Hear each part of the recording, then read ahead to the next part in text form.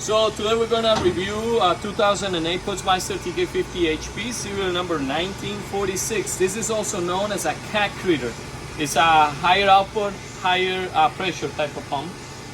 What we're gonna do to it, as far as the wearable items, we're not gonna replace much over here. We're just gonna make sure the bearings are taking grease and stuff like that.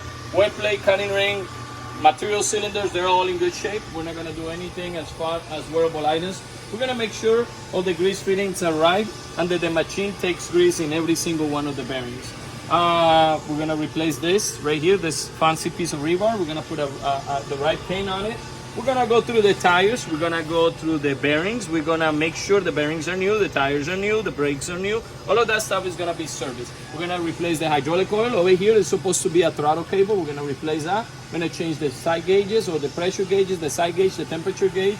Make sure that all the hydraulics work. We're gonna make sure that we fix this control panel. We're gonna here is the local and remote functions. We're gonna make sure that works. We're gonna put the right key on it. We'll make sure that the whole machine is 100% operable. Here we're also gonna fix this. If somebody wants to put a remote control, we can also rewire it for a wireless remote. And we're gonna replace the two filters. We're gonna put, like I said, brand new hydraulic oil, restriction gauge. Then we're gonna go into the piston cups. We're gonna replace the piston cups. We're gonna go through the engine. This is a BF 2012, BF4M 2012. This is a big engine. And we're gonna run the rod, we're gonna adjust the valves, we're gonna change the oil filter, fuel filters. It's got two different fuel filters. It's got one right here that comes straight from the tank to prime, and then it's got these other ones that are going straight in the injectors. And then we're gonna replace this right here, which is the oil filter. We're gonna replace the gauge, the cap gauge over here, and we're going to replace whatever diesel is in there. We're gonna clean it up, clean up the tank. So now we did the service on the engine, the service on the pump, piston cups, we got the tires, and we're gonna make sure all of this works.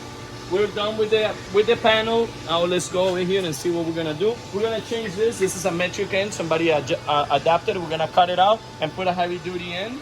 We'll make sure that the e-stop on this thing works. And also here we'll put the right pins on it. Make sure all the grease fittings are working on the back of the shifting cylinders. Hydraulic pumps, we already tested them. They work perfectly, so we don't have to do anything with that. We're just gonna make sure that the proximity switches are working fine. If there's anything wrong with them, we'll fix them. We're gonna put a brand new battery, make sure that the cooler works, that the fan works, that everything works properly. We're gonna change the belts on this engine. It's gonna have brand new belts, and you know, that's it basically. Oh, additionally, we're gonna change this. This jack gotta go. This is not the right jack. This is some old stuff somebody put on there. We're gonna remove it, and we're gonna put the right size and the right kind. And that's it. Thank you so much. It'll be ready once somebody purchases it. I'm giving it about 2 to 3 weeks, more or less. Also depending on availability of parts. Thank you.